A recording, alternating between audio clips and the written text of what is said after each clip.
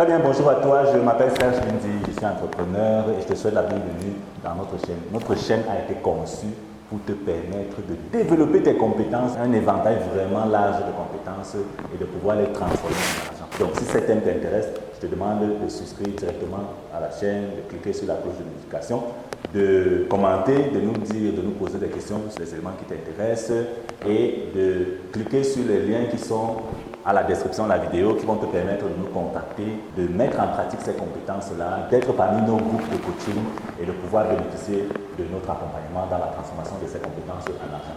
Alors, nous sommes dans une saison assez particulière que j'ai intitulée l'art oratoire. La saison est particulière parce que ici, je t'explique exactement comment est-ce que tu peux prendre la parole en public, comment est-ce que tu peux influencer les gens par rapport à ce que tu penses, par rapport à ce que tu veux qu'ils fassent, par rapport à ce qu'ils doivent continuer de faire d'une manière spécifique à atteindre un certain type de résultat. Alors, si cette thématique t'intéresse, et je suis sûr qu'elle t'intéresse puisque tu suis déjà la vidéo, je te demande d'enregistrer, tu peux même enregistrer la vidéo, tu peux me la télécharger, tu peux la resuivre, tu peux la partager, tu peux expliquer aux gens ce que tu es en train de suivre ici, et tu peux regarder toutes nos autres saisons dans toutes les autres spécialités que nous avons développées ici, qui te permettre de développer tes compétences et de pouvoir les transformer en argent. Je suis heureux de voir que chaque fois les gens sont intéressés à développer, à faire sortir le meilleur d'entre eux-mêmes, de pousser les limites de leur zone de confort, de pouvoir transformer leurs compétences, de pouvoir vivre de ces compétences de manière aisée. Donc ici, nous continuons ce premier chapitre que j'ai intitulé le principe de la présentation par la préparation de la forme. Donc, le principe de préparation, pour être beaucoup plus spécifique, nous enseigne que chaque fois que tu fais une prise de parole en public, tu dois te préparer. Si la prise de parole en public est programmée, la préparation doit être d'autant plus grande. Si la prise de parole en public est impromptue, tu dois avoir des formules de préparation. Et la formule de préparation la plus pertinente, c'est 1. Qu'est-ce que je veux dire? 2. Qu'est-ce que je veux que les gens sachent? 3. Qu'est-ce que je veux que les gens fassent? 4. Comment est-ce que je veux que les gens se sentent une fois qu'ils vont suivre ma présentation? 5. Comment est-ce que je peux contextualiser la prise de parole actuelle dans un élément spécifique qui va influencer les gens qui sont en train de me suivre? Chaque fois que tu vas respecter ces 5 étapes d'une préparation de prise de parole en public, tu seras capable de délivrer un message vraiment poignant, un message pertinent, un message influençant qui va permettre à ce que les gens qui te suivent posent des actions prédéfinies. Voilà, c'est vraiment le but final de ta prise de parole en public. Très bien, donc la préparation de forme est extrêmement importante parce que tu dois être capable de savoir comment la présentation va se passer. D'accord? Nous avons pris notre cas spécifique qui est l'assurance vie. Donc, nous avons une présentation business, un séminaire business sur l'importance de l'assurance vie et nous voulons que des gens souscrivent à notre offre d'assurance. D'ailleurs, moi je t'encourage à faire ça. Si tu as une compagnie d'assurance, tu dois organiser des séminaires pour expliquer aux gens pourquoi l'assurance vie ou alors non-vie même est importante aujourd'hui. Si tu es en Afrique, tu sais que le taux de pénétration de l'assurance est de moins de 5%. Aux dernières nouvelles, c'était à peu près à 3%. Peut-être qu'ils sont déjà à 5%, je ne sais pas. Mais le taux de pénétration de l'assurance est très faible. C'est parce qu'il n'y a pas des assureurs qui expliquent l'assurance aux gens. C'est parce qu'il n'y a pas quelqu'un qui éduque le marché sur l'assurance. Voilà, c'est la seule raison. Si quelqu'un se lève et commence à éduquer le marché sur la pertinence de l'assurance, le taux de pénétration de l'assurance va augmenter. Donc, si tu es assureur et que tu me suis, il est stratégique pour toi de commencer à te positionner sur ce marché-là.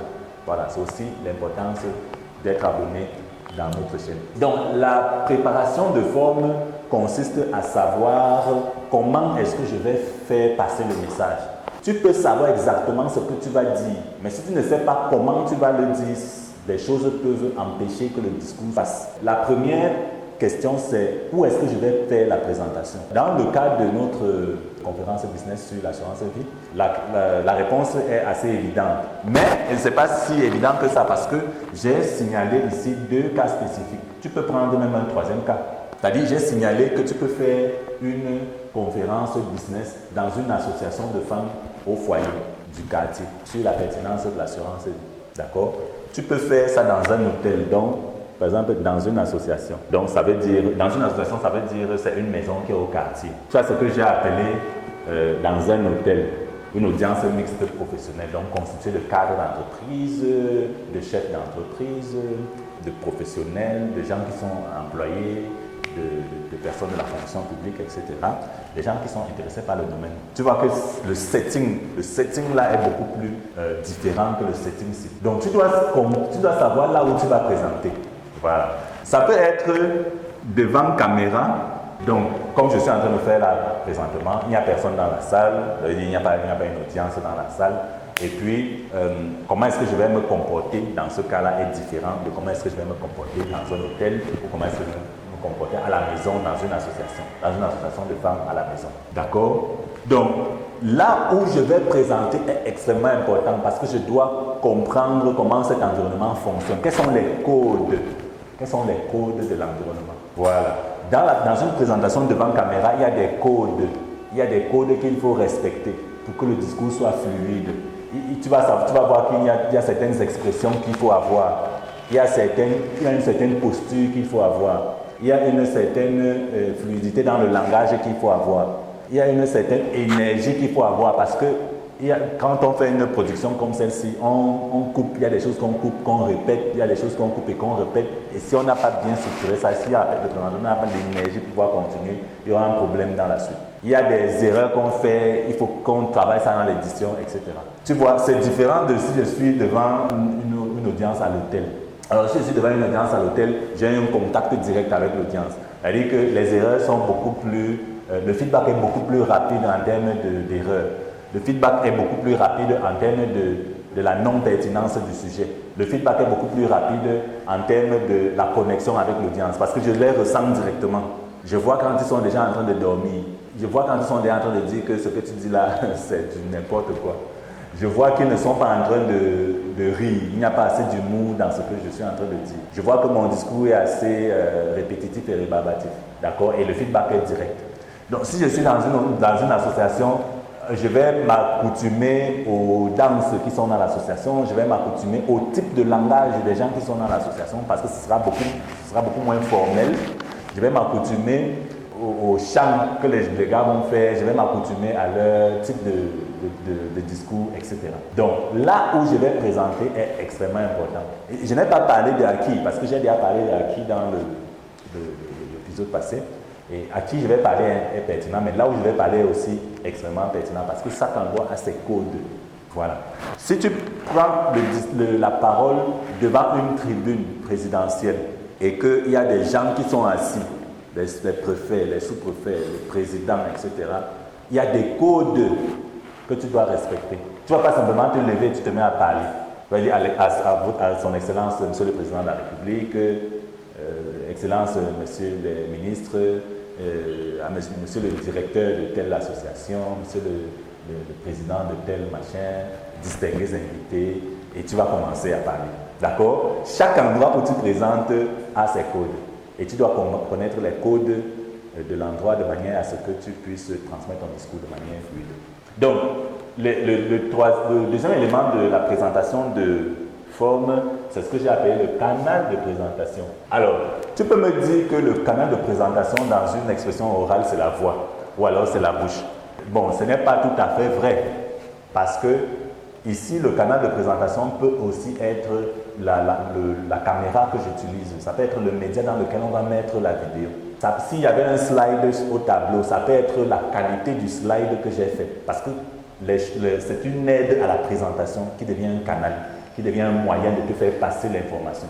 Si ce moyen-là n'est pas viable, n'est pas visible, n'est pas fluide, n'est pas pertinent, ça peut faire que le message ne passe pas de la bonne manière. D'accord? Donc, dans le canal de la présentation, il y a ce que j'appelle les présentations assistées. En fait, c'est assisté par des slides, les slides, les PowerPoint, ce genre de trucs. Bon, il y a aussi les tableaux comme un peu ce que j'utilise là. Bref, il y a beaucoup d'éléments qui permettent de faire assister une présentation. Alors, si c'est une prise de parole, par exemple télévisée, il y a la caméra, il y a la qualité du son, il y a la qualité de l'image. Tous ces éléments jouent dans la pertinence du message. Je ne sais pas si tu comprends, parce que si tu fais une présentation comme celle-ci, par exemple vidéo, et que la qualité de l'image n'est pas bonne, les gens ne vont vraiment pas regarder. Même si ce que tu dis est très pertinent, il n'y a que quelques loups solitaires qui vont s'asseoir là et te dire, ça je dis souvent des trucs pertinents, même si la qualité de l'image n'est pas bonne, je vais quand même finir de suivre la présentation jusqu'à la fin. Mais ce n'est pas bien parce que le message ne passe pas bien, le message n'est pas pertinent. Donc, il y a les canaux techniques, donc caméra, édition, présentation, PowerPoint, tout ce qui doit utiliser un amplificateur dans la présentation que tu es en train de faire. Donc ces éléments doivent te permettre d'ajuster ta présentation. Tu dois contrôler ces éléments. Tu dois contrôler le canal de présentation. Si c'est à l'hôtel, tu dois checker toute ta présentation visuelle avant de commencer à présenter. C'est ça la préparation. C'est ça la préparation. Donc tu dois aller au séminaire avant. Tu dois regarder est-ce que les slides sont bien faits. Est-ce que quand je projette, est-ce que les gens voient derrière? Quand je parle, est-ce que mon son arrive derrière? Est-ce que les gens m'écoutent bien? Est-ce que le micro fonctionne? Est-ce que la caméra fonctionne? Toutes ces choses doivent être bien préparées. Donc, tu dois préparer le canal de présentation. Si tu es dans la salle, si c'est impromptu, c'est vrai que peut-être ça ne peut pas dépendre de toi, mais si c'est une prise de parole en public, est-ce que ma voix est correcte? Est-ce que je peux l'ajuster? Est-ce que je peux travailler dessus de manière à ce qu'elle véhicule la pertinence de ce que je veux véhiculer? Donc, tu dois être capable de travailler ton canal de présentation. Donc, le travailler, c'est ce que j'appelle la préparation du canal, la préparation dans le canal de communication. Alors, le dernier type de préparation dans la forme, c'est ce que j'ai appelé la préparation mentale. Alors, la préparation mentale, c'est tout un sujet en soi. La préparation mentale, c'est tout un sujet en soi que j'aime beaucoup parce que l'activité mentale me plaît.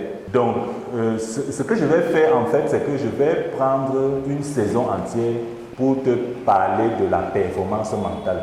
Voilà, je vais te parler de la reprogrammation mentale, je vais te parler de la mémoire, je vais te parler du développement, de l'apprentissage, je vais te parler de comment est-ce que de l'estime de soi, de comment est-ce que tu te prépares de manière à ce que tu aies un mental d'acier. Donc, tous ces éléments-là seront vraiment spécifiques pour une saison en particulier qui sera vraiment dédiée à ça. Je sais que c'est un problème très récurrent chez beaucoup de personnes et nous allons vraiment en parler. Nous allons casser toutes les barrières mentales, reprogrammer ton cerveau de manière à ce que tu fonctionnes optimalement.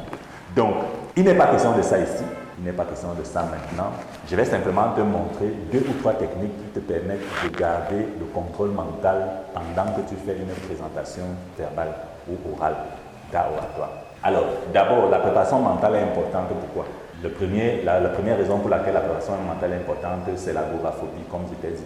Tout le monde a peur de parler en public. Tout le monde. Même les grands orateurs, même les grandes stars, ceux qui parlent en public depuis longtemps, quand ils voient les faces des gens à qui ils doivent parler, ils ont peur de parler en public. Il est important que tu travailles ta préparation mentale. Bon, on n'est pas encore dans la peur en soi, parce qu'il y a juste des techniques pour briser la peur, mais je ne suis pas encore dedans. Ça va faire partie d'un autre épisode. Je vais seulement te montrer comment est-ce que tu dois préparer ton cerveau de manière à attaquer tout ce qui peut arriver dans la salle. Tout ce qui peut arriver. Alors, c'est un principe que j'appelle la préparation négative. Très important. C'est une technique qui consiste à te poser la question, ok, qu'est-ce qui peut arriver de pire? Qu'est-ce qui peut arriver de pire dans ma présentation? Voilà. Une fois que tu te poses cette question, voici ce qui va se passer. Des schémas vont commencer à se dessiner dans ton cerveau, c'est-à-dire que des scénarios vont commencer à se passer. Voilà, je peux arriver, je tremble tellement que je ne commence même pas à parler. Je peux arriver, les gens se moquent de moi. Je peux arriver et je dis des bêtises, tout le monde va se mettre à rire. Je peux arriver et je ne connais plus ce que je dois dire, je suis blanc, comme ça. Et puis, je me mets à trembler et puis je sors en courant. Voilà, cette préparation négative est bien en tant que préparation mentale parce qu'elle te fait vivre. Parce qu'il faut savoir que le cerveau ne connaît pas la différence entre le réel et l'imaginaire. Le cerveau vit toutes les situations de la même manière. Qu'une situation soit réelle. Quand tu affrontes une peur réelle, c'est la même chose que quand tu affrontes une peur imaginaire. Donc moi, ma technique à moi, c'est d'imaginer le pire d'une situation. De vivre ce pire-là dans ton imagination, de le vivre vraiment. C'est-à-dire que quand tu vas t'imaginer en train de parler en public, tu vas vivre toutes ces expressions négatives-là. Tu vas vivre comment les gens sont en train de... Tu vas visualiser ça, tu vas visualiser comment les gens sont en train de t'insulter, comment les gens sont en train de se moquer de toi. Et puis, tu vas te dire, ok, bon, j'ai déjà vécu tout ça, et qu'est-ce qui va se passer encore plus? Voilà. Parce que, ne te trompe pas, la seule chose qui peut te faire avoir peur, c'est le public. Ce n'est pas en développant ta compétence que la peur va partir. Voilà. Ce n'est pas en maîtrisant ton sujet que la peur va partir. Non. Ce n'est pas l'expérience de parler en public qui va faire que la peur parte. Non. Il faut demander aux gens qui parlent en public depuis. Ils vont te dire que quand ils doivent parler en public, ils ont toujours peur. Donc aucune de ces choses-là ne vont enlever la peur de parler en public. Donc la préparation mentale consiste à te faire face à la vraie chose qui te fait peur. Dès que tu te fais face à la vraie chose qui te fait peur et que tu vis cette réalité-là, l'avantage du cerveau étant qu'il ne fait pas de différence entre le mensonge, entre la réalité et l'imagination. Tu vas vivre ça avant et ça ne va plus vraiment te faire... C'est-à-dire que tu n'auras plus une réaction aussi épidermique que celui qui n'avait pas fait une préparation négative. Voilà, en fait c'est ça la vérité. Je ne suis pas en train de dire que si tu vis la vraie situation dans la vraie vie, ça n'aura pas d'effet. Je suis en train de dire que tu vas beaucoup plus relativiser ça que quelqu'un qui n'avait pas fait une préparation négative. Tu seras beaucoup plus préparé que quelqu'un qui n'avait jamais vécu ça. Donc ce que je te demande de faire, c'est de vivre le pire, c'est de vivre la pire situation qui puisse arriver pendant ta présentation avant que la présentation n'ait lieu. Parce que ton cerveau ne fait pas la différence entre l'imagination et la réalité. Une fois que tu vas vivre cette expérience-là, tu vas la vivre vraie. C'est-à-dire qu'elle va se traduire par des émotions réelles dans ton imaginaire. Quand tu vas ressentir comment les gens sont en train de t'insulter, ce ressenti-là va se traduire par des émotions réelles dans ta vie normale, de là où tu es en train de te préparer. Et une fois que tu vas finir cette préparation, tu vas voir que tu seras beaucoup plus à l'aise quand tu seras en train de parler au public. Parce que tu as déjà vécu tout ce qu'ils vont te dire là. Ils vont te dire quoi? Que tu es laid, que tu n'es pas bien habillé, que tu es idiot, il y a des choses que tu ne maîtrises pas ton sujet, que voilà, tu as déjà tout vécu ça. Qu'est-ce que ça va encore te faire? Franchement, tu seras beaucoup plus solide qu'un gars qui n'a pas vécu ça. Voilà, donc c'est mon principe. Je sais que c'est vraiment, c'est un peu sadique, mais ça fonctionne bien, ça fonctionne vraiment bien. Peut-être que ça fonctionne mieux chez moi, mais je te demande d'essayer. Je te demande d'essayer et de voir comment ça fonctionne. Tu vas m'en dire des nouvelles. Donc, travail d'application négative, ça va forger ton mental à vivre déjà des situations négatives sans qu'elles n'aient vraiment eu lieu. Et ça va te permettre donc de faire asseoir ta compétence, de dire avec fluidité ce que tu penses et de construire logiquement ton discours. Très bien. Donc, j'espère que tu as bien compris ce principe, le principe de la préparation. Là, on n'est pas encore entré dans le cœur du sujet. Nous sommes encore dans la préparation.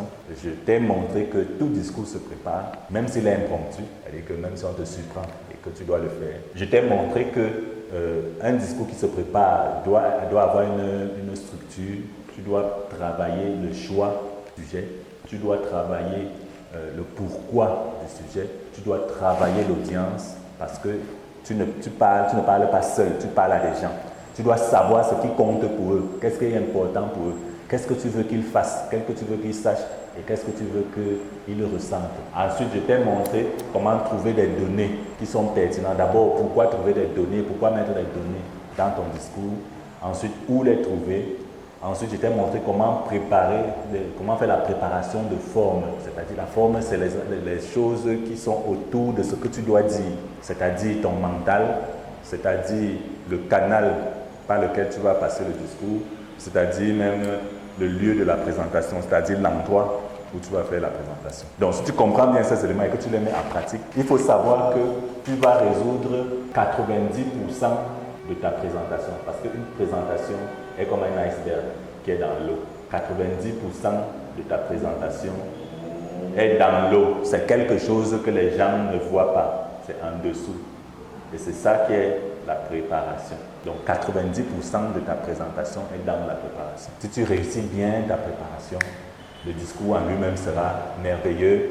Les gens vont soutenir ton parti politique, les gens vont participer à tes projets, les gens tu vas pouvoir leader des foules, tu vas pouvoir influencer et impacter les gens de manière positive. Donc j'espère que cette saison a été porteuse de fruits pour toi. J'espère que tu vas appliquer, que tu vas commencer à appliquer ces choses à partir de maintenant. Et je t'ai dit que la meilleure des manières de faire de l'art oratoire, c'est de faire de l'art oratoire. Ce n'est pas apprendre l'art oratoire dans les formations. Ce n'est pas gober les informations sur l'art oratoire. C'est de te lever et de commencer à parler en public. Si tu veux te lever et commencer à parler en public, clique sur les liens qui sont dans la description de la vidéo. Contacte-nous. Tu vas rentrer dans nos groupes de coaching et nous allons t'apprendre à utiliser cette compétence particulièrement importante aujourd'hui pour pouvoir développer ton estime de soi, pour pouvoir développer ton business, pour pouvoir transformer même tes compétences en argent. Très bien, donc je m'appelle Serge Bindi et je te donne rendez-vous au sommet.